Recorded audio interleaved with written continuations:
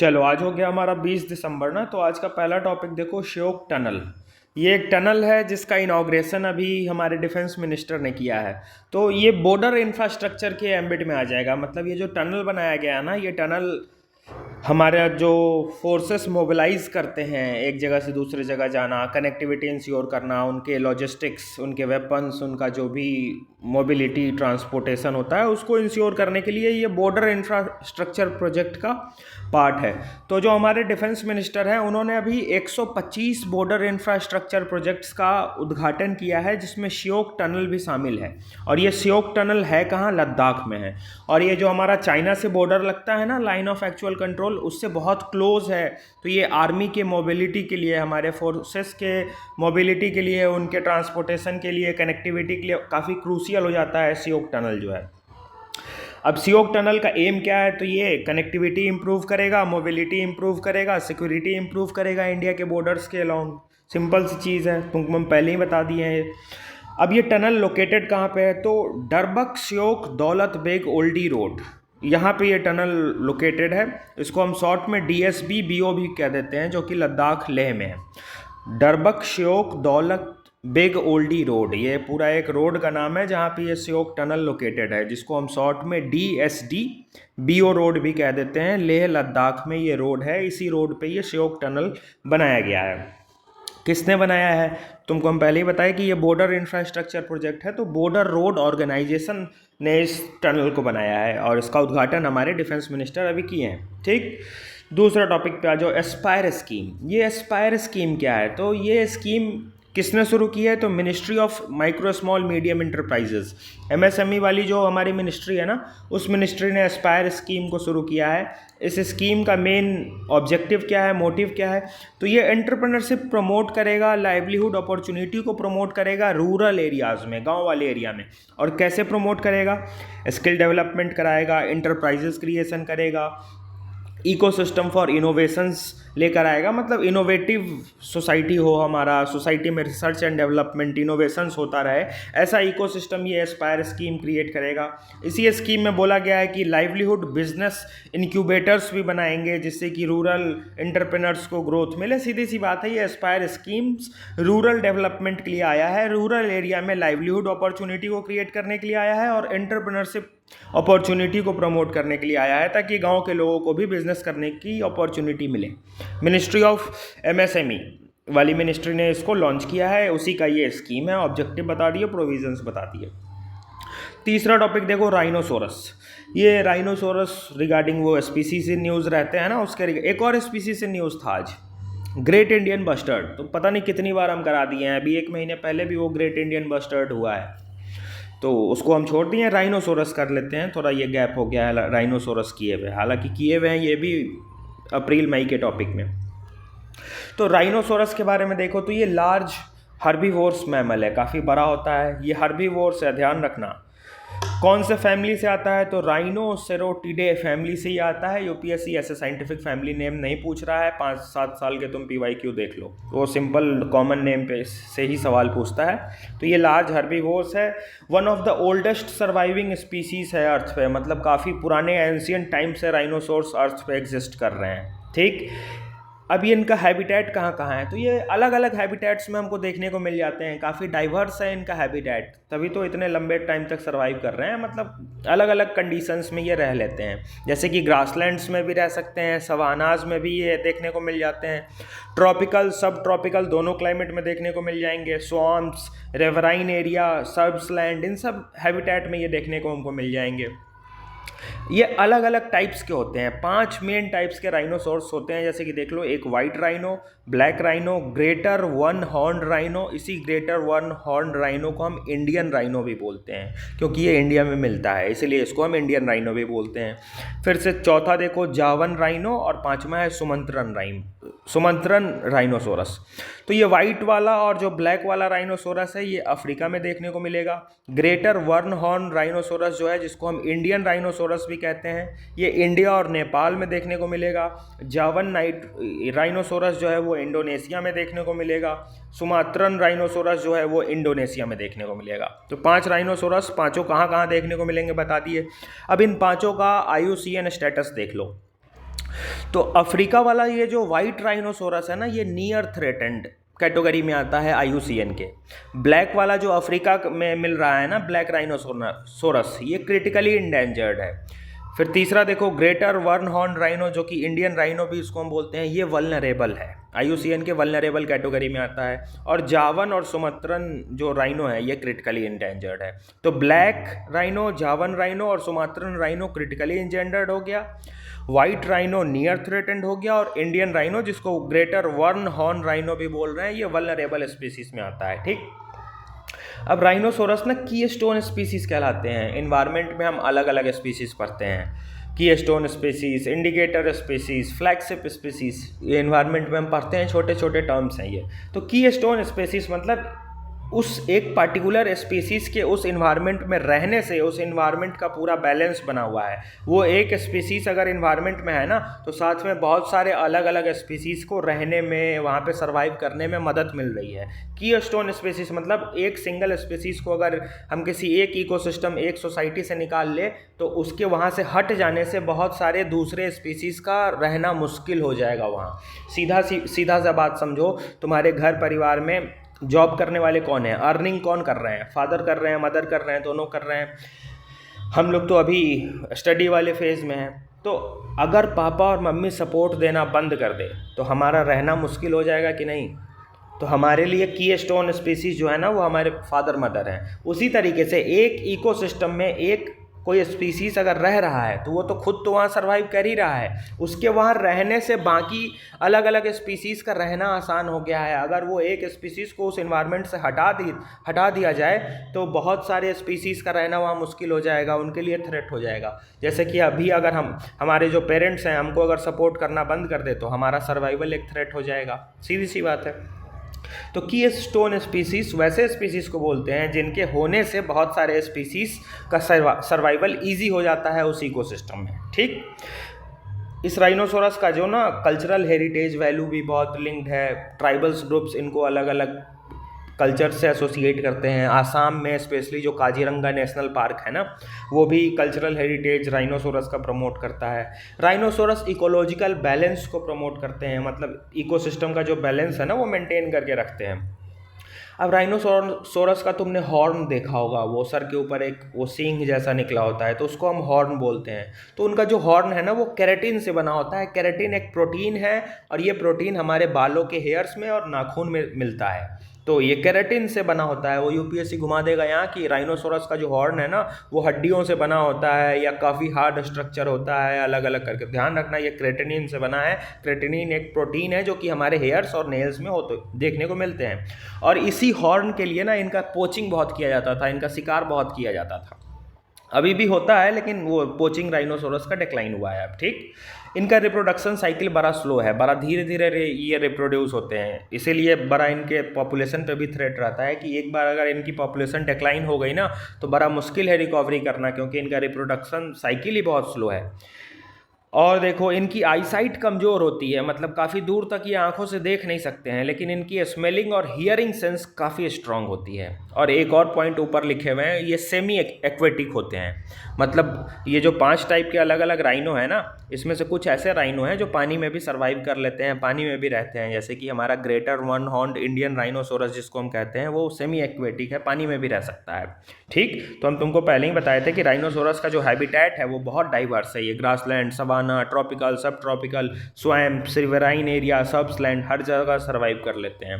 तभी ये oldest surviving species अभी तक आए हैं। तभी तो ये struggle of the existence, struggle for the fittest, Darwin's का जो रूल है ना, उसको ये बिल्कुल उस पर ये खरे उतरे हैं कि हाँ किसी भी इन्वायरमेंट में हम सर्वाइव कर रहे हैं, इन्वायरमेंट के किसी भी कंडीशन को हम अडेप्ट करके चल रहे हैं। तभी तो ये हम ओल्डेस्ट सर्वाइविंग स्पीसीज में से राइनोसोरस को देख रहे हैं, क्योंकि ये मल्टीपल अलग अलग इन्वायरमेंट में सर्वाइव कर ले रहे हैं। तो ये था बेसिक राइनोसोरस के बारे में, फैक्ट ही फैक्ट था, कुछ समझाने जैसा था नहीं। अब आ जाओ, अब है मेंस का टॉपिक, बढ़िया, चाइल्ड ट्रैफिकिंग, चौथा टॉपिक हमारा। सीधी सी बात, चाइल्ड ट्रैफिकिंग के रिगार्डिंग सुप्रीम कोर्ट ने अभी बड़ा कंसर्न रेज किया है कि ये बढ़ रहा है, इसको ठीक करना बहुत ज़रूरी है। तो वो हमारे काम का नहीं है, हमारे लिए टॉपिक बन जाएगा चाइल्ड ट्रैफिकिंग। चाइल्ड ट्रैफिकिंग का मतलब क्या होता है, इसका बेसिक डेफिनेशन क्या है? तो refers to recruitment, transportation, transfer of a child for a purpose of exploitation, forced labour, sexual exploitation, organ trade etcetera. सीधी सी मतलब है, एक बच्चे का किडनैपिंग करके उसको एक जगह से दूसरी जगह ट्रांसफ़र करके उनसे अलग अलग एक्सप्लॉयटेशन वाले काम करवाना, बेगिंग करवाना, फिर से उनको फोर्स्ड लेबर में धकेल देना, उनसे सेक्सुअल एक्सप्लॉयटेशंस करवाना, सेक्सुअल बिजनेसेस में, प्रोस्टिट्यूशंस वाले बिजनेस में फीमेल चाइल्ड को डाल दिया जाता है, मेल चाइल्ड से बेगिंग करवाए जाते हैं, फोर्स्ड लेबर करवाए जाते हैं, अलग अलग बहुत टाइप का एक्सप्लॉयटेशन है। साथ ही साथ उनके ऑर्गन्स का ट्रेडिंग भी होता है कि किडनी निकाल लिया एक ठो, बेच दिया अच्छे दाम पे। तो ये सब डेफिनेशन के एम्बिट में हमारे आ जाएगा चाइल्ड ट्रैफिकिंग के, कि simple refers to recruitment, transportation and transfer of a child for a purpose of exploitation, forced labour, sexual exploitation, organ trade etcetera. अब क्यों होता है चाइल्ड ट्रैफिकिंग? कॉजेज़ क्या क्या है? तो सबसे बड़ा कॉजेज़ तो गरीबी है, ठीक। दूसरा लैक ऑफ एजुकेशन, बच्चों में पढ़ाई लिखाई अभी भी रूरल रीजन में जो हमारा एरिया है उसमें नहीं है, तो वो बच्चे ईजिली मिसगाइड हो जाते हैं और इन सब जो ऑर्गेनाइज्ड क्राइम के कार्टल्स हैं ना, इसमें वो ट्रैप हो जाते हैं। सोशल इनइक्वालिटी, सोसाइटी में इतनी ज़्यादा इनइक्वालिटी है कि बहुत सारे ऐसे केसेस एविडेंट है कि पेरेंट्स खुद ही बच्चों को बेच देते हैं। वो स्पेशली फीमेल्स को, 10 से 11 साल की फीमेल्स को बेच देते हैं कि हमको इसका शादी करना होगा, बहुत बोझ है ये, तो इसको बेच देते हैं। 10 से 11 साल की फीमेल्स को बेच दिया जाता है, पेरेंट्स बेच देते हैं। मेल चाइल्ड को बेच दिया जाता है 5 लाख 4 लाख, ऐसे बहुत छोटे अमाउंट में। और फिर ये ऐसे ऑर्गेनाइज्ड कार्टल्स जो हैं, ये ग्रुप्स जो चला रहे हैं क्राइम्स का, ये उन बच्चों को ज़बरदस्ती ले जाते हैं, उनसे प्रोस्टिट्यूशन करवाया, भीख मंगवाया, उनके ऑर्गन्स को बेच दिया, किसी के घर पे काम पे लगा दिया। अब जिस घर पे काम पे लगाया वो घर वाले जो हैं वो भी उनको एक्सप्लॉइट कर रहे हैं। तो बड़ा ये एक तरीके का हॉरिफाइंग पिक्चर है चाइल्ड लेबर का, चाइल्ड ट्रैफिकिंग का। सोशल इनइक्वालिटी तुमको समझा दी है कि सोसाइटी में बहुत इनइक्वालिटी है, जिस कारण से ये चीज़ बढ़ती है। ऑर्गन ट्रेड एक बड़ा बिजनेस हो गया है, जिस कारण से बच्चों की डिमांड, बच्चों के ऑर्गन्स की डिमांड क्रिएट ज़्यादा होती है, क्योंकि बच्चों का जो शरीर होता है वो हेल्दी होता है ना। 30-35 साल का जो शरीर है, हो सकता है कोई बीमारी वाला शरीर हो सकता है किडनी में वो इफेक्टिवनेस नहीं हो। तो बच्चों के ऑर्गन्स की वैल्यू मार्केट में बहुत ज़्यादा है, इलीगल मार्केट में।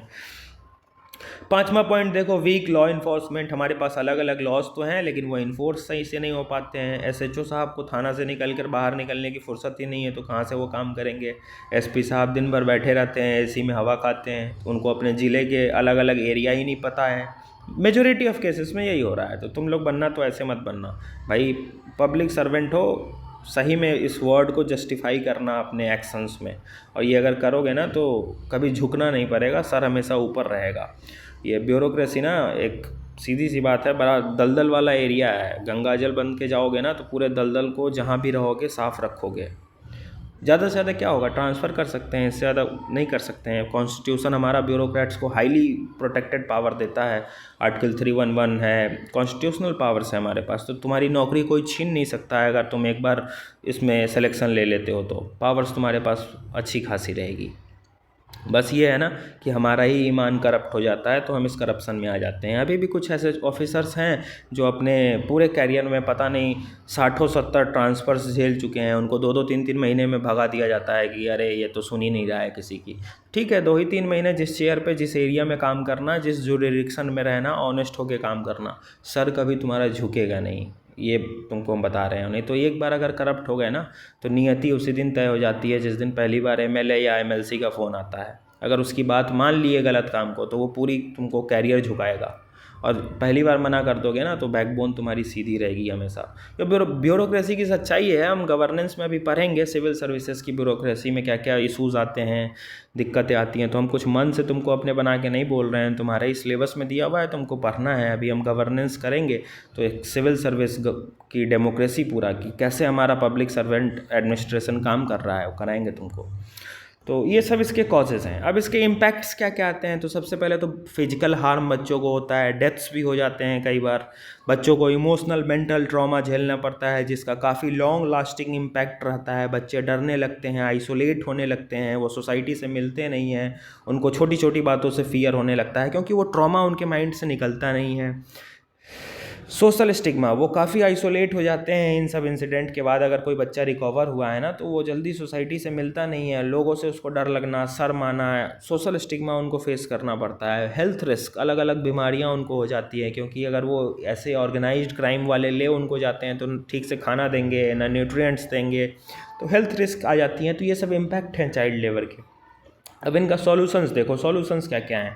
तो भैया जो लॉ है उसको मजबूत करो, इन्फोर्समेंट एजेंसीज़ को और इफेक्टिव वे में काम करना होगा, लॉ का इन्फोर्समेंट स्ट्रॉन्ग करो, अवेयरनेस फैलाओ, एजुकेशन दो बच्चों को ताकि वो किसी के बहकावे में ना आए, वल्नरेबल फैमिलीज़ जो हैं उनको सपोर्ट करो ताकि वो अपने बच्चों को ऐसे किसी के भी हाथ बेच ना दे, रेस्क्यू करो, रिहैब करो, जो फंस गए हुए हैं बच्चे इस ट्रैप में उनको रेस्क्यू करके रिहैबिलिटेशन करवाओ, उनका मेडिकल बेनिफिट्स उनको दो, मेडिकल काउंसलिंग करवाओ, ट्रॉमा से बाहर निकालो, उनको वापस मेन स्ट्रीम में जोड़ो, स्कूल में पढ़ाओ बच्चों को, ये सब काम करो। रिहैबिलिटेशन इसी को बोलते हैं। स्ट्रिक्ट और स्पीडी पनिशमेंट दो।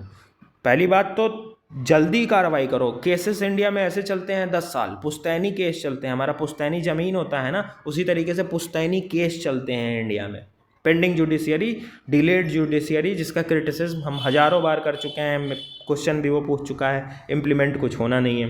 तो उस पूरे प्रोसेस को, ट्रायल्स को स्पीड करो सबसे पहले, कि भैया पकड़ा गया है तो 1-2 महीने में कार्रवाई होकर सज़ा मिले, और स्ट्रिक्ट सज़ा दो। जिस दिन हमारी जुडिशियरी जो डिलेड जुडिशियरी है ये अपना काम समय पे करने लगे ना तो क्राइम रेट कम हो जाएगा। सबसे बड़ा तो स्ट्रेंथ ऐसे क्रिमिनल्स के माइंड में ये है कि क्या 15 साल केस चलेगा, हम बेल पे बाहर घूमेंगे। उनको टेंशन ही नहीं है ना कि 6 महीने साल भर में तुम कन्विक्ट होकर अरेस्ट हो जाओगे, तुमको सज़ा सुना दी जाएगी।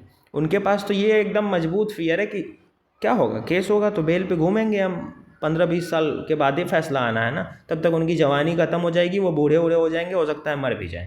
आज के डेट में अगर 25-30 साल का कोई क्रिमिनल है और 20 साल के बाद अगर सुनवाई हो रही है तो उसकी एज तो 50 ऐसे ही हो गई। 50 एज में उसको तुम पकड़ के भी क्या कर लोगे, सीधी सी बात, उसकी लाइफ ही कितनी बचेगी फिर। तो क्रिमिनल्स के पास सबसे बड़ा एक मेंटल साइकोलॉजी तो ये बन गई है उनकी कि फैसला कहाँ आना है। तो ये भैया स्ट्रिक्ट कार्रवाई करो ना, और तुरंत कार्रवाई करो कि 3 महीने 4 महीने में फैसला सुना दिए।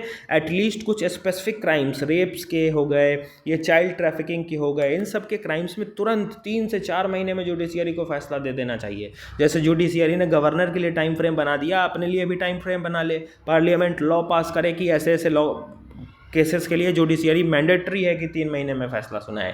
तो यहाँ हमारे इंडियन पार्लियामेंट में पता नहीं क्या होता है, देख ही रहे होगे टीवी में तो दिखाता ही है ना, कुछ नहीं कर सकते हैं। तो ये सॉल्यूशंस है। फिर हमको एनजीओज़ के साथ कोलैबोरेट करना होगा, अलग अलग जो नॉन गवर्नमेंटल ऑर्गेनाइजेशंस हैं, सिविल सोसाइटीज़ हैं, गवर्नमेंट उनके साथ कोलैब करके अवेयरनेस फैला सकती है, बच्चों को रिकवर कर सकती है, मॉनिटर कर सकती है चीज़ों को। तो ये सब सॉल्यूशंस हो गए। अब इंडिया में कौन कौन अथॉरिटीज़ हैं जो चाइल्ड के लिए काम कर रही है, तो नेशनल चाइल्ड राइट कमीशन है, एनसीआर में हमारी एक डेडिकेटेड मिनिस्ट्री है जो कि वुमेन और चाइल्ड डेवलपमेंट को देखती है। तो ये सब अथॉरिटीज़ हैं जो चाइल्ड वेलफेयर के लिए काम करते हैं। लीगल प्रोविजंस इंडिया में देख लो बच्चों के लिए, तो भारतीय न्याय संहिता का सेक्शन 111 है जो कि चाइल्ड ट्रैफिकिंग इन सब से रिगार्डिंग प्रोविजंस में पनिशमेंट लिखा हुआ है। मतलब सेक्शन 111 भारतीय न्याय संहिता के ये लिखा हुआ है कि exploitation, forced labour, sexual exploitation ये सब होता है तो क्या कितनी पनिशमेंट होगी। तो हमारे पास सेक्शन 111 है बीएनएस का, जुवेनाइल जस्टिस एक्ट है 2015 का, पॉक्सो एक्ट है, सब डिटेल में करा चुके हैं पॉक्सो वगैरह सब। फिर से इमोरल ट्रैफिक प्रिवेंशन एक्ट है 1956 का, child labour prohibition and regulation act है 1986 का, इवन फंडामेंटल राइट है आर्टिकल 23-24 है ना, कि किसी भी बच्चे को 14 साल से कम उम्र के बच्चे को आप हार्मफुल और हजार्डस फैक्ट्री में काम नहीं करवा सकते हैं, फोर्स्ड लेबर नहीं करा सकते हैं। फंडामेंटल राइट में एक सेक्शन है ना, राइट्स अगेंस्ट एक्सप्लॉयटेशन, तो आर्टिकल 23-24 डेडिकेटेडली बच्चों के लिए बनाया गया है ना, तो फंडामेंटल राइट्स भी हैं हमारे पास। तो ये सब लीगल प्रोविजंस है जो इंडिया में चल रहा है। अब जुडिशियरी का व्यू देखो कि जुडिशियरी क्या कहती है चाइल्ड लेबर पे। तो एक पिंकी केस आया था, पिंकी किसी बच्ची का नाम होगा, उसी बच्ची का ये मैटर होगा जिस मैटर में ये फैसला आया, इसलिए इस केस को हम पिंकी नाम से जानते हैं। तो पिंकी केस में जुडिशियरी, सुप्रीम कोर्ट ने डायरेक्ट किया था सारे हाई कोर्ट्स को, सारे स्टेट्स के हाई कोर्ट्स को कि आप डाटा कलेक्ट कीजिए, मॉनिटर कीजिए और जितने भी पेंडिंग ट्रायल्स हैं उसको 6 महीने के अंदर ख़त्म कीजिए। तो सुप्रीम कोर्ट भी रिकॉग्नाइज कर चुका है कि स्पीडी ट्रायल्स की ज़रूरत है। तो तुमको हम यहाँ जो सॉल्यूशन में स्ट्रिक्ट और स्पीडी पनिशमेंट लिखे हैं ये अपने मन से नहीं लिखे हैं, ये जुडिशियली बैक्ड स्टेटमेंट है, ठीक है। तो पिंकी केस ध्यान रखना, फिर से बचपन बचाओ आंदोलन केस था एक, इसमें सुप्रीम कोर्ट ने ऑर्डर दिया कि एक नेशनल प्लान फॉर एक्शन बनाने की ज़रूरत है, नोडल ऑफिसर्स इम्प्लीमेंट करो जो कि स्पेशली चाइल्ड ट्रैफिकिंग के केसेस को देखो, और ऑर्डर दे दिया था कि national plan for action child labour के लिए लेकर आओ। तो काम तो कर ही रही है सरकार, लेकिन वही है ना, ग्राउंड लेवल पे इम्प्लीमेंटेशन नहीं दिखता है। ऊपर से लेकर नीचे तक करप्शन इतना है कि लॉज हमारे पास बहुत सारे हैं और हर एक प्रॉब्लम्स के लिए हमारे पास लॉज हैं, प्रोविजंस हैं, लेकिन मेन दिक्कत है उसको इम्प्लीमेंट तो कर लो। एक बार हाई कोर्ट बोल चुका है ये बात कि हर नए मुद्दे पे आप लॉ बनाने की बात करते हैं। लॉ की तो भरमार है इंडिया में, हर एक चीज़ को लेकर लॉ है, उस लॉ को इम्प्लीमेंट करने की समस्या है, इम्प्लीमेंट नहीं हो रहा है। तो इम्प्लीमेंटेशन पे ध्यान दीजिए, रेदर देन कोई भी मुद्दा हुआ तो लॉ बनाने की बात करो। अरे लॉ की ज़रूरत नहीं है, जो है उसको तो इम्प्लीमेंट कर लो पहले। चलो आगे देखो, अभी रिसेंटली, अभी हाल फिलहाल में, अभी आज न्यूज़ में क्यों आया है चाइल्ड ट्रैफिकिंग, क्योंकि अभी हाल फिलहाल में जुडिशियरी ने एक बात और कह दी है। रिसेंटली सुप्रीम कोर्ट सेड, क्या बोला है, मेंटेन जुडिशियल सेंसिटिविटी, कि चाइल्ड ट्रैफिकिंग के केसेस को हैंडल करते वक्त जुडिशियरी भी सेंसिटिव रहे। कैसे सेंसिटिव रहे, जिस भी बच्चे को रिकवर किया गया है, चाइल्ड ट्रैफिकिंग से बाहर निकाला गया है, अगर उनसे गवाही ली जा रही है तो गवाही इस तरीके से कोर्ट में ली जाए कि वो उनके लिए सेकेंडरी ट्रॉमा, सेकेंडरी विक्टिमाइजेशन ना क्रिएट कर दे। जैसे कि एक बच्चे को आप कोर्ट में बुला लिए और जो वकील है, डिफेंडर है, वो वकील जो का वो घुमा घुमा कर पूछे जा रहा है उससे कि बताओ तुम्हारे साथ क्या हुआ था, ये ऐसे तो वो फर्दर एक माइंड पे ट्रॉमा क्रिएट करेगा, सेकेंडरी ट्रॉमा क्रिएट करेगा, और वो बच्चा दोबारा विक्टिम बन जाएगा उसी सब इंसिडेंट का, क्योंकि माइंड में तो उसका पूरे वो पिक्टोरियल व्यू सामने आने लगेगा जैसे ही वकील उसको काउंटर करना शुरू करेगा। तो जुडिशियरी ने बोला है कि testimony must be sensitive. Testimony मतलब गवाही, बच्चों की जो गवाही होगी कोर्ट में वो एकदम सेंसिटिव होगी, एक ही बार होगी। एक बार वो बच्चा गवाही दे दिया तो उसको ये नहीं कि तारीख पे तारीख बच्चे को बुलाओ, एक ही बात दोबारा उससे कहवाओ, ये नहीं। जुडिशियरी यही कह रहा है कि गवाही लेते वक्त बच्चे के लिए पूरे सेंसिटिव प्रोविजंस का ध्यान रखना है, ताकि उस बच्चे को दोबारा कोई सेकेंडरी ट्रॉमा, सेकेंडरी विक्टिमाइजेशन ना फेस करना पड़े। और क्या बात बोली है जुडिशियरी ने, तो एक conviction can rest on sole testimony of victim if it is credible and convincing. Judiciary ने यह भी कह दिया कि कोई भी कन्विक्शन किसी का भी अगर हम कर रहे हैं, चाइल्ड कन्विक्शन मतलब कि हाँ आरोप सिद्ध करना, तो कोई भी कन्विक्शन अगर हो रहा है किसी भी पर्सन का और एक बच्चे ने अगर गवाही दे दी, कोई बच्चा यहाँ जो विक्टिम है वो बच्चे के लिए आया है, तो सोल टेस्टिमोनी ऑफ विक्टिम, तो वो जो बच्चा है अगर उसने गवाही दे दी कि हाँ यही इंसान था जिसने मुझे पकड़ कर ले गया था, और वो जो गवाही है बच्चे की वो क्रेडिबल और कन्विंसिंग है, तो दूसरा किसी एविडेंस की ज़रूरत ही नहीं है, वो उस बच्चे की गवाही पे कार्रवाई हो जाएगा, कन्विक्ट हो जाएगा, सजा हो जाएगा। ये जुडिशियरी ने बोल दिया है। हम कहते हैं ना कि और भी प्रूफ लेकर आओ और मुद्दा देखेंगे, तो नहीं, जुडिशियरी ने कहा है कि इस मुद्दे में अगर बच्चे ने बोल दिया और बच्चे की बोली हुई बात क्रेडिबल है, कन्विंसिंग है, तो बस बात खत्म, किसी और प्रूफ की जरूरत नहीं है। जिसके खिलाफ बोला पकड़ो उसको, पनिशमेंट दो, सीधी बात खत्म। तो ये था हमारा पूरा चाइल्ड लेबर का कहानी। अब एक बार जरा हम फ़ोन को ऐसे घुमाते हैं, ये चाइल्ड लेबर का टॉपिक ये है। अब जरा तुम देखो, यूपीएससी इससे ज़्यादा कुछ पूछ सकता है क्या चाइल्ड लेबर से? दम है यूपीएससी में तो पूछ के दिखा दे। चाइल्ड ट्रैफिकिंग का डेफिनेशन, कॉजेज, इम्पैक्ट्स, सॉल्यूशन, कौन कौन सी अथॉरिटी इंडिया में चाइल्ड ट्रैफिकिंग को, चाइल्ड वेलफेयर के लिए काम कर रही है, सो इंडिया में क्या क्या लीगल प्रोविजंस है, सो बता दिए। जुडिशियल व्यू बता दिए, जुडिशियल केसेस क्या क्या हुए हैं अभी तक चाइल्ड लेबर से रिलेटेड, इंपॉर्टेंट वो बता दिए, और अभी जुडिशियरी ने क्या कहा है वो बता दिए। इससे ज़्यादा वो पूछ ही नहीं सकता है कुछ चाइल्ड ट्रैफिकिंग से, चाहे वो जहाँ से जैसा क्वेश्चन उसको बनाना है बना ले। इस पेज के बाहर चाइल्ड ट्रैफिकिंग से नहीं पूछ सकता है वो, उसमें दम नहीं है इतना। मतलब कह रहे हैं ना, तुम खुद सोचो कि वो क्या पूछेगा, चाइल्ड लेबर क्यों हो रहा है, इसके इम्पैक्ट क्या आ रहे हैं, इसको ठीक कैसे कर सकते हैं, इंडिया में कौन कौन से लीगल प्रोविज़न है जो चाइल्ड लेबर को टैकल कर रहे हैं, कौन सी अथॉरिटी है जो चाइल्ड वेलफेयर को इंश्योर कर रही है, और इंडिया में जुडिशियरी क्या कह रहा है चाइल्ड लेबर पे। तो इसके अलावा भी कुछ है क्या चाइल्ड लेबर में? चलो 5वें टॉपिक पे आ जाओ, इन स्पेस। इन स्पेस का सबसे पहले फुल फॉर्म देखो, ये क्या है, Indian National Space Promotion and Authorisation Centre. अब तुमको समझ में आ गया होगा कि इन स्पेस क्या है। स्पेस सेक्टर को ये प्रमोट करने वाला कोई ऑर्गेनाइजेशन होगा। कौन सा ऑर्गेनाइजेशन है आगे देख लेते हैं। फुल फॉर्म से तो समझ में आ गया, Indian National Space Promotion and Authorisation Centre, ठीक। इसने अभी एक रिक्वेस्ट डाली है। रिक्वेस्ट क्या डाली है कि अंतरिक्ष प्रयोगशाला हम एस्टैब्लिश करना चाहते हैं, मतलब स्पेस लैब हम एस्टैब्लिश करना चाहते हैं अलग अलग एकेडमिक इंस्टीट्यूशंस में इंडिया में, मतलब आईआईटीज़ में, आईआईएम्स में, जो इंडिया में अलग अलग एकेडमिक इंस्टीट्यूशंस हैं ना, वहाँ पे हम चाहते हैं कि अंतरिक्ष प्रयोगशाला खोला जाए, स्पेस लैब्स ओपन किया जाए to promote India's space sector. तो अगर इसको परमिशन मिल गई, अंतरिक्ष प्रयोगशाला खुलेगा, तब हम आगे देखेंगे कि खुला है और इसके प्रोविजंस क्या क्या हैं। ये अभी बस रिक्वेस्ट डाला गया है अंतरिक्ष प्रयोगशाला खोलने की, तो अभी हमारे काम का नहीं है, कुछ इसमें मैटर आया ही नहीं है, तो तुमको हम क्या बताएं। जब अंतरिक्ष प्रयोगशाला खुल जाएगा, जो जो मुद्दा इसमें आएगा, क्या क्या प्रोविज़न है अंतरिक्ष प्रयोगशाला के, कहाँ कहाँ खुला है, तो सब बताएंगे। अभी फिलहाल के लिए बस ये रिक्वेस्ट डाला है इन स्पेस ने। अब इन स्पेस के बारे में हमको जानना जरूरी होगा क्योंकि ये न्यूज़ में आ गया है। तो इन स्पेस का फुल फॉर्म तुमको हम बता ही दिए, Indian National Space Promotion and Authorisation Centre. ये डिपार्टमेंट ऑफ साइंस के अंदर आता है। ये एक ऑटोनोमस एजेंसी है। इसका मेन काम क्या है कि प्राइवेट सेक्टर को प्रमोट किया जाए स्पेस सेक्टर में आने के लिए।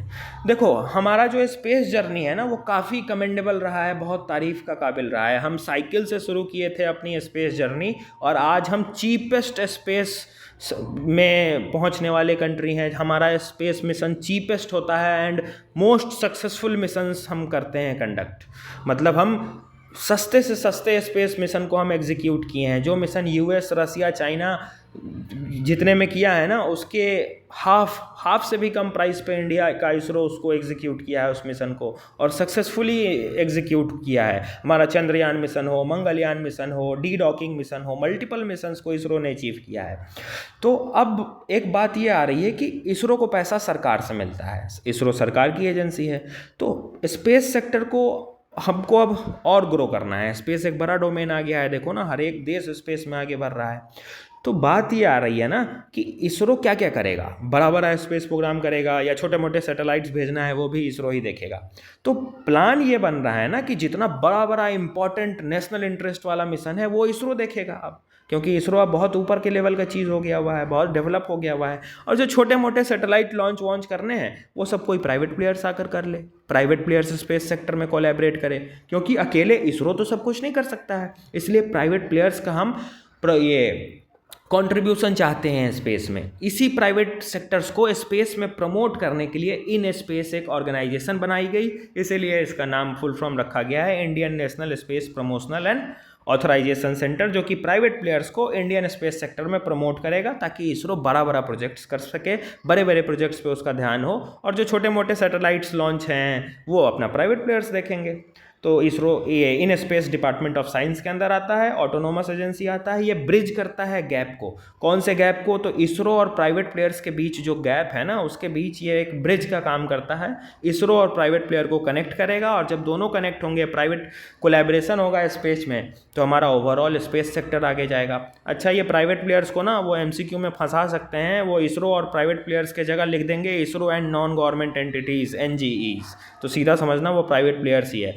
जो गवर्नमेंट की एंटिटी नहीं है उनको हम नॉन गवर्नमेंट एंटिटी बोलेंगे। अब वो गवर्नमेंट की एंटिटी है ही नहीं, तो वही तो हुई प्राइवेट प्लेयर्स, तो कंफ्यूज मत होना, ठीक। चलो, ये टॉपिक भी हमारा हो गया। आज का आखिरी टॉपिक देखो, इंडिया बांग्लादेश। अभी बांग्लादेश में वापस प्रोटेस्ट चल रहा है, वापस से वहाँ पे वायलेंट प्रोटेस्ट हुआ है, लोगों की डेथ्स भी हुई है। देखो, अभी हम तुमको इसमें अलग अलग कारण बताएंगे बांग्लादेश में क्राइसिस का, क्यों इतना प्रोटेस्ट हो रहा है, लेकिन सच्चाई जान लो, बांग्लादेश में जो प्रोटेस्ट हो रहा है ना, US बैक्ड, चाइना बैक्ड है। टेररिज्म में तुमको हम एक टेररिज्म कराए थे, इसी चैनल का जो पहला वीडियो है उसमें तुमको हम कराए थे स्टेट स्पॉन्सर्ड टेररिज्म। बहुत सारे कंट्रीज़ का इन्फ्लुएंस है, ये तुम्हारे काम का नहीं है, इसलिए तुमको हम डिटेल में बताते नहीं हैं। यूपीएससी के पर्सपेक्टिव से ये इंपॉर्टेंट नहीं है। यूपीएससी के पर्सपेक्टिव से जो इंपॉर्टेंट है वो नोट्स में लिखा है, अभी बता देंगे। लेकिन एकमात्र कारण जो बांग्लादेश में बवाल मचा है ना, वो US और चाइना के कारण मचा है। अरे, शेख हसीना पे इन लोग आरोप लगा रहे हैं, बांग्लादेश वाले लोग, कि ये शेख हसीना स्टूडेंट पे गोली चलवा दी। आरोप लग रहा है ना कि बांग्लादेश में मास किलिंग करा दी, शेख हसीना स्टूडेंट्स पे गोली चलवा दी। चलो, एक बार के लिए मैं मान लिया बात कि शेख हसीना गोली चलवा दी। शेख हसीना ने बांग्लादेश पुलिस को कहा कि जाओ स्टूडेंट्स पे गोली चला दो। बांग्लादेश पुलिस गए, स्टूडेंट पे गोली चला दी है। चलो, हम मान लिए तुम्हारी बात कि शेख हसीना ने ही गोली चलवाई है। तो भैया, बांग्लादेश पुलिस जो गोली चलाया वो कौन सी बंदूक से चलाएगा? जो बंदूक, जो राइफल्स, जो पिस्टल्स बांग्लादेश सरकार इशू करती है, वही वेपन होना चाहिए ना बांग्लादेश पुलिस के पास। मान लो हम बांग्लादेश के प्रधानमंत्री हैं, हमने बांग्लादेश पुलिस को बोला कि जाओ गोली चला दो, तो बांग्लादेश पुलिस गोली कहाँ से चलाएगा? बंदूक से चलाएगा। उनको बंदूक, उनके पास जो असॉल्ट राइफल्स हैं, उनके पास जो पिस्टल्स हैं, उनको कहाँ से मिले? बांग्लादेश सरकार ने जो इशू किया वही पिस्टल, वही बंदूक से गोली चलने चाहिए ना। सच्चाई क्या है तुमको पता है? जो स्टूडेंट्स मरे हैं बांग्लादेश में और उनके बॉडी से जो ऑटोप्सी रिपोर्ट में बुलेट्स रिकवर की गई है, वो बुलेट्स बांग्लादेश राइफल पुलिस को जो राइफल्स इशूड है वो उस बंदूक की गोली ही नहीं है, वो किसी ऐसे वेपन की गोली है जो बांग्लादेश में अलाउड नहीं है। इंडिया में जिगाना पिस्टल से अगर किलिंग हो जा रही है तो जिगाना पिस्टल इंडिया में तो अलाउड नहीं है, कहाँ से आया? ये एक सवाल है ना। तो बांग्लादेश स्टूडेंट्स पे अगर शेख हसीना गोली चलवाई है बांग्लादेश पुलिस से, तो बांग्लादेश पुलिस के पास तो बांग्लादेश में जो राइफल इशू होता है बांग्लादेश पुलिस को, उसी राइफल की गोली स्टूडेंट के बॉडी से मैच करनी चाहिए, लेकिन नहीं की है बॉडी में वो गोली मैच। वो किसी दूसरे वेपन से, दूसरे राइफल से चलाई गई है। कौन से राइफल से चलाई गई है? ये देखो, एक्सटर्नल इन्फ्लुएंस दिख रहा है दो देशों का, बस समझ जाओ। तो काफ़ी ज़्यादा इन्फ्लुएंस है इसमें। तुमको क्या लगता है ये नेपाल में जो प्रोटेस्ट हो गया है, ये जनजी वाले प्रोटेस्ट कर दिए हैं? इतना वो सामर्थ हो गया हुआ है कि गवर्नमेंट गिरा देंगे प्रोटेस्ट? नहीं, ऐसे नहीं होता है। वो एक ट्रिगरिंग एजेंट थे जनजी के जो प्रोटेस्ट थे, ठीक ना। वो बच्चे जो हैं, वो यूथ्स जो हैं, वो एक ट्रिगरिंग एजेंट हैं जो हमको दिख रहा है मास लेवल पे। उस बच्चों को तैयार किसने किया? वो बच्चे एक बारूद का काम किए हैं बस, जो फट गए हैं नेपाल में या फिर बांग्लादेश में भी जो प्रोटेस्ट हुआ है। एक सवाल तो ये भी है कि उन बारूद को इकट्ठा कौन किया और उस बारूद तक माचिस की तीली लेकर कौन गया? कौन लेकर गया? ये एक्सटर्नल इन्फ्लुएंस देखो, यहाँ लिखा है ना, यूएस चाइना, वही किए हैं। कंप्लीट CIA बैक्ड चल रहा है बांग्लादेश और नेपाल, साथ में पाकिस्तान भी। तो ये हमारे काम का नहीं है, तुम्हारे लिए इम्पॉर्टेंट नहीं है UPSC के लिए, लेकिन तुमको हम सच्चाई बता दिए हैं। हमको बड़ा मज़ा आता है ये सब चीज़ जानने पढ़ने में, लेकिन जो UPSC के काम का है ना, वो अब आ जाओ, अब देख लो। तो अभी इंडिया बांग्लादेश में इंडिया बांग्लादेश का रिश्ता देखना है तो बांग्लादेश में फिर से प्रोटेस्ट हो गया है, वहाँ पर काफ़ी डेथ हुई है, जो कि एक बड़ा चैलेंज है इंडिया के लिए। अब बांग्लादेश का तुम मैप देखो, ये हमारा इंडिया का नॉर्थ ईस्ट स्टेट्स, और ये देखो इंडिया, मेनलैंड इंडिया को नॉर्थ ईस्ट से मात्र एक छोटा सा पट्टा, 17 से 22 किलोमीटर का ये एक पट्टा है, जिसको हम सिल्लीगुड़ी कॉरिडोर या चिकन नेक कॉरिडोर कहते हैं, जो मेनलैंड इंडिया को इंडिया के नॉर्थ ईस्ट से कनेक्ट करता है। अब इस सिल्लीगुड़ी कॉरिडोर पे ना बहुत सारे ज्योग्राफिकल बैरियर्स हैं, ऊपर से मात्र ये 17 से 22 किलोमीटर का एक छोटा सा पट्टा है। तो हमारी कनेक्टिविटी नॉर्थ ईस्ट से हम उतनी इंश्योर कर ही नहीं पाते हैं, पहुँच ही नहीं पाते हैं नॉर्थ ईस्ट में, हम कोई डेवलपमेंट कर ही नहीं पाते हैं। तो हमको बांग्लादेश का सहारा लेना पड़ता था। अब जब तक शेख हसीना थी तब तक तो हम ठीक ठाक चले जाते थे, लेकिन अब बांग्लादेश में जब से सरकार गिरी है ना, बांग्लादेश कंप्लीटली अगेंस्ट हो गया है इंडिया के। बांग्लादेश पाकिस्तान से चिपक गया है, चाइना से चिपक गया है। तुमको हम एक टॉपिक कराए थे, China, Pakistan, Bangladesh trilateral nexus form हो रहा है। और PSIR का पेपर देखो, GS2 का पेपर देखो, इसी में वो 2025 में सवाल पूछे हुआ है, सीधा सवाल पूछा हुआ है। तुम देख लो 2025 का देखो, ज़्यादा पुराना बोल ही नहीं रहे हैं। अच्छा देखो कैसे हम बांग्लादेश का इस्तेमाल करते थे। तो देखो ये हमारा इंडिया है ना, ये सिल्लीगुड़ी कॉरिडोर है, ये बीच का, ये मात्र 17 से 22 किलोमीटर का एक पट्टा है। और यहाँ पे ज्योग्राफिकल बैरियर्स बहुत हैं, हिल्स हैं, माउंटेन्स हैं, तो हम रोड बना ही नहीं पाते हैं, कनेक्टिविटी एस्टैब्लिश ही नहीं कर पाते हैं। तुम खुद सोचो ना, 17 से 22 किलोमीटर में हम क्या डेवलपमेंट कर लेंगे, कहाँ से एयरपोर्ट बना देंगे। तो हमको नॉर्थ ईस्ट अपने पहुँचने के लिए बांग्लादेश का सहारा लेना पड़ता है। कैसे? इंडिया से बाहर निकलते हैं, बांग्लादेश आते हैं, बांग्लादेश से तब नॉर्थ ईस्ट घुसते हैं। रुको तुमको हम कोशिश करते हैं विजुअलाइज करा देने का। देखो ये इंडिया है, तो ये पतला सा रास्ता है ना, ये इसमें बड़े ज्योग्राफिकल बैरियर्स हैं, तो ये हमको नॉर्थ ईस्ट पहुंचने में ना इशू क्रिएट करते हैं। इसलिए हम क्या करते हैं, हम इंडिया से ना, पहले रुको बता रहे हैं, हम इंडिया से ऐसे बांग्लादेश आते हैं और बांग्लादेश से अपने नॉर्थ ईस्ट ऐसे चले जाते हैं। इसीलिए हम एक्ट ईस्ट पॉलिसी की बात करते हैं कि नॉर्थ ईस्ट अगर हमको डेवलप करना है ना, तो ये इधर आसियान कंट्रीज़ के साथ रिश्ते अच्छे करने होंगे, तो हम यहाँ पे नॉर्थ ईस्ट को आसियान कंट्री से कनेक्ट करके डेवलप कर सकते हैं, क्योंकि हमारी कनेक्टिविटी बहुत कम है नॉर्थ ईस्ट से रिगार्डिंग। समझ में आया? इस पर्सपेक्टिव से भी बांग्लादेश हमारे लिए इम्पोर्टेंट है। तो ये बांग्लादेश है, नॉर्थ ईस्ट हम वहाँ पे पहुँच नहीं पाते हैं, तो अभी वहाँ पे प्रोटेस्ट चल रहा है। अब देखो इसका इम्पैक्ट क्या क्या आएगा। पहले ये देख लो कि प्रोटेस्ट चल क्यों रहा है। उससे पहले हम एक स्टेटमेंट लिखे हैं कि India is becoming strongest eight global level but weakest at its neighbourhood. देखो इंडिया ग्लोबल लेवल पे तो बड़ा स्ट्रांग हो रहा है, हम बड़ा पढ़ रहे हैं कि हम रसिया को भी जवाब दे रहे हैं, रसिया के साथ भी रिलेशंस मेंटेन कर रहे हैं, चाइना को काउंटर कर रहे हैं, इधर यूएस को काउंटर कर रहे हैं। इंडिया ग्लोबल लेवल पे तुमको बड़ा मजबूत दिख रहा है, लेकिन जब इंडिया के पड़ोसियों की बात आती है ना, इंडिया जब अपने पड़ोसियों के लेवल पे आता है तो इंडिया सबसे कमज़ोर है। देखो ना, नेपाल से हमारे रिश्ते खराब, बांग्लादेश में सरकार गिर गई, नेपाल में सरकार गिर गई, म्यांमार में सरकार गिरी हुई है, और किसी से हमारे रिश्ते अच्छे नहीं है। तुम सोचो इंडिया के 4 पड़ोसी में तो सरकार ही नहीं है। अफगानिस्तान में डेमोक्रेटिक गवर्नमेंट नहीं है, म्यांमार में नहीं है, बांग्लादेश में नहीं है, नेपाल में नहीं है, चारों जगह में से कहीं सरकार ही नहीं है। सोचो कितना बड़ा कियोस है इंडिया के पड़ोसियों में। हमारे रिश्ते श्रीलंका से भी अप्स एंड डाउन्स में चलते हैं, पाकिस्तान गया गुजरा है, उसकी बात ही छोड़ दो। तो हमारे रिश्ते ओवरऑल पड़ोसियों में किसी से नहीं बन रहे हैं हमारे। इसलिए हम कहते हैं कि इंडिया ग्लोबल लेवल पे तो बड़ा मजबूत होता हुआ दिख रहा है, लेकिन पड़ोसियों के मामले में अभी भी इंडिया बहुत कमज़ोर है। जब उसके नेबरहुड, उसके रीजनल एरिया की बात आएगी ना, तो इंडिया सबसे कमज़ोर हमको देखने को मिल रहा है, और जो कि है भी। अब ये जो बांग्लादेश में प्रोटेस्ट दोबारा हो गया है या पहले भी हुआ था, उसका कारण क्या है? कारण ये है कि इस्लामिक रेडिकल ग्रुप्स वहाँ पे भर गए हैं। तुमको हम कराए हैं ना, टेररिज्म एक्टिविटीज़ कब बढ़ती है? जब एक्सट्रीमिस्ट आइडियोलॉजी बढ़ती है, right wing left wing.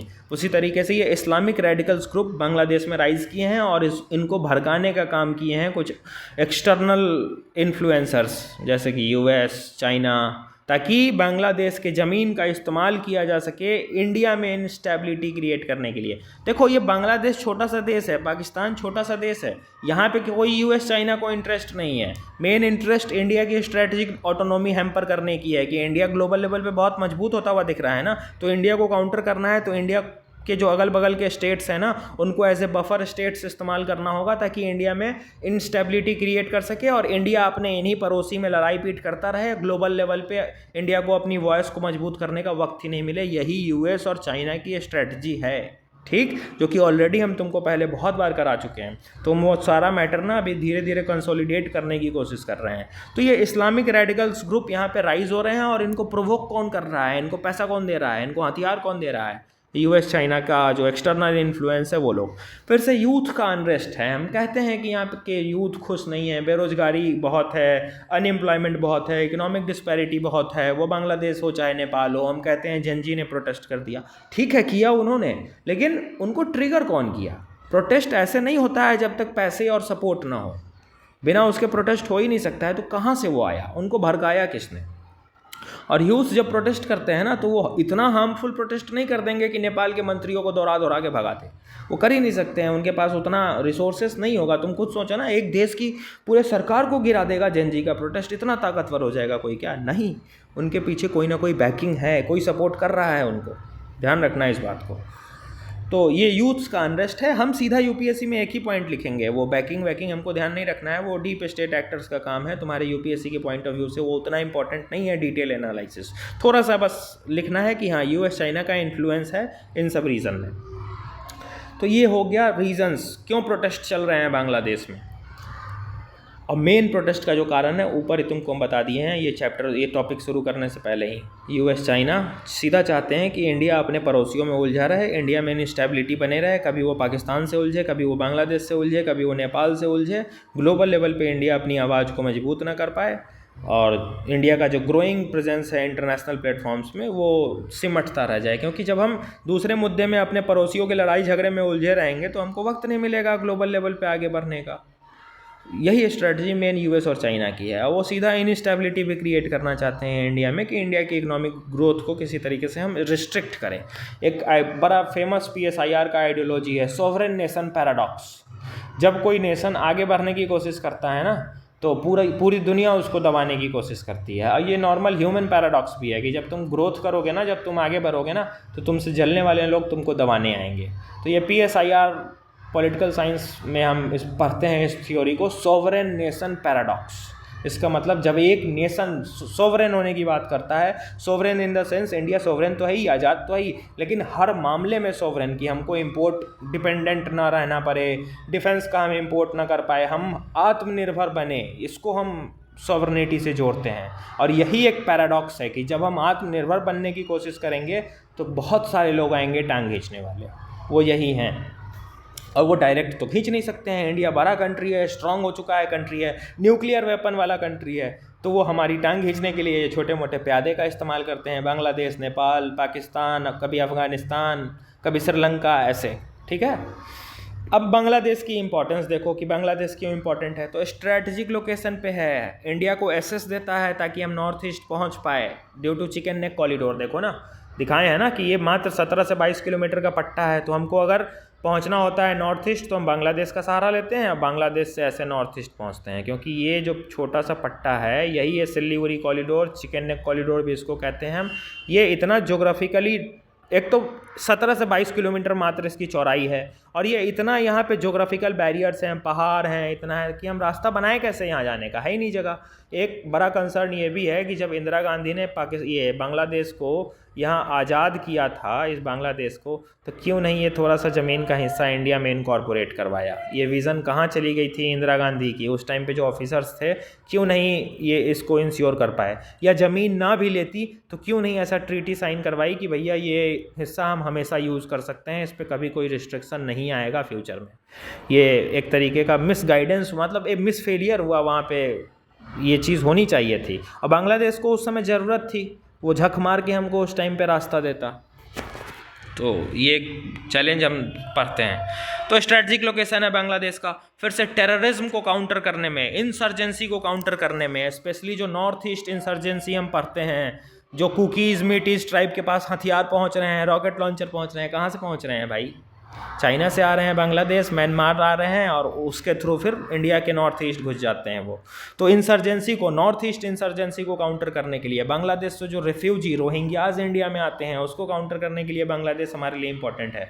Bangladesh के साथ हमारे कल्चरल लिंकेज हैं, पीपल टू पीपल टाइज हैं, वाटर शेयरिंग एग्रीमेंट है इंडिया बांग्लादेश के बीच, तीस्ता वाटर एग्रीमेंट चलता है, इकोनॉमिक टाइज है इंडिया और बांग्लादेश के बीच। जैसे कि इंडिया देखो ना क्या क्या एक्सपोर्ट कर रहा है बांग्लादेश को, मशीनरी अलग अलग एक्सपोर्ट करता है, केमिकल्स, फूड प्रोडक्ट्स को एक्सपोर्ट करता है। और हम इंपोर्ट क्या क्या करते हैं बांग्लादेश से? तो जूट, लेदर, गारमेंट्स, ये सब हम बांग्लादेश से इंपोर्ट करते हैं। बांग्लादेश गारमेंट्स, सिल्क, जूट, इन सब मामले में बहुत टॉप प्रोड्यूसिंग कंट्री में आता है। बांग्लादेश की काफ़ी अच्छी पोटेंशियल है इन गारमेंट सेक्टर। सिर्फ इंडिया को नहीं, बहुत सारे कंट्रीज़ को बांग्लादेश के कपड़े, गारमेंट्स एक्सपोर्ट होते हैं। काफ़ी रिफाइंड और बहुत अच्छे क्वालिटी के बांग्लादेश में ये चीज़ होती है। लेकिन अभी वहाँ पे बवाल मचा हुआ है।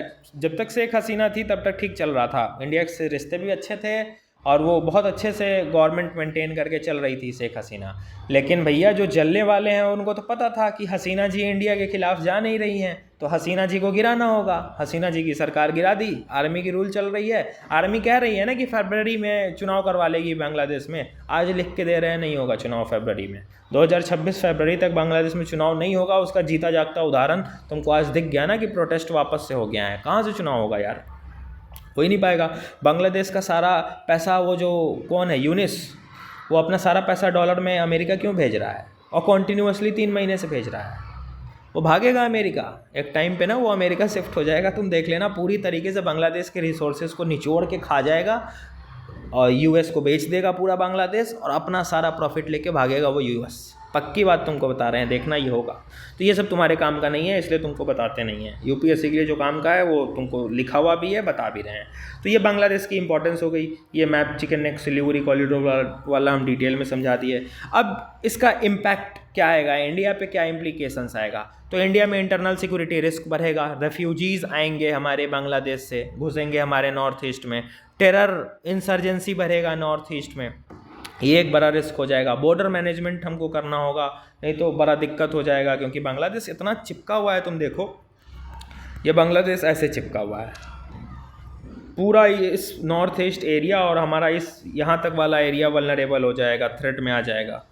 ये पूरा एरिया दिख रहा है, ये पूरा एरिया हमारा इंडिया का, स्पेशली ये नॉर्थ ईस्ट पूरा वल्नरेबल रहेगा। तो ये बड़ा एक कंसर्न हो जाएगा इंडिया के लिए। तो हमको अपना बॉर्डर मैनेजमेंट पे ध्यान देना होगा। मैरी टाइम सिक्योरिटी इंश्योर करनी होगी। देखो ना, क्योंकि यही तो है बे ऑफ बंगाल, ये बांग्लादेश के नीचे। यार ये फ़ोन पे बड़ा दिक्कत होता है। ये बांग्लादेश के नीचे यही तो है बे ऑफ बंगाल। बांग्लादेश अभी 2 महीने पहले स्टेटमेंट दिया था कि हम इंडिया का नॉर्थ ईस्ट का जो है ना एसएस काट देंगे बांग्लादेश से, मतलब इंडिया के नॉर्थ ईस्ट स्टेट्स को, सॉरी बांग्लादेश बोल दिया, मतलब बांग्लादेश ने ये स्टेटमेंट दिया था कि इंडिया के नॉर्थ ईस्ट स्टेट्स को हम बे ऑफ बंगाल का एसएस काट देंगे, नॉर्थ ईस्ट स्टेट्स को हम लैंड लॉक कंट्री बना देंगे, क्योंकि देखो ना नॉर्थ ईस्ट के नीचे पूरा बांग्लादेश है। तो उसने ऐसा बोला कि हम नॉर्थ ईस्ट स्टेट्स इंडिया के जो हैं आसाम, मेघालय, मणिपुर, त्रिपुरा, मिजोरम वाले, इनको हम बे ऑफ बंगाल के वाटर में घुसने ही नहीं देंगे। यहाँ तक बांग्लादेश को यूनिस ने स्टेटमेंट दे रखा है 2 महीने पहले, अक्टूबर में नहीं, सितंबर महीने में दिया है। ठीक है, तो हमारे लिए मैरी टाइम सिक्योरिटी, समुद्र का सिक्योरिटी इंश्योर करना, हमारा जो इंडो पैसिफिक का विजन है वो भी कमज़ोर होगा। साउथ एशिया फ्रेगमेंट हो जाएगा। साउथ एशिया में कौन कौन आते हैं? इंडिया के सारे पड़ोसी एक्सेप्ट चाइना। इंडिया आएगा, पाकिस्तान आएगा, अफगानिस्तान आएगा, बांग्लादेश आएगा, नेपाल आएगा, भूटान आएगा, ये सब आएगा, सिर्फ चाइना नहीं आएगा।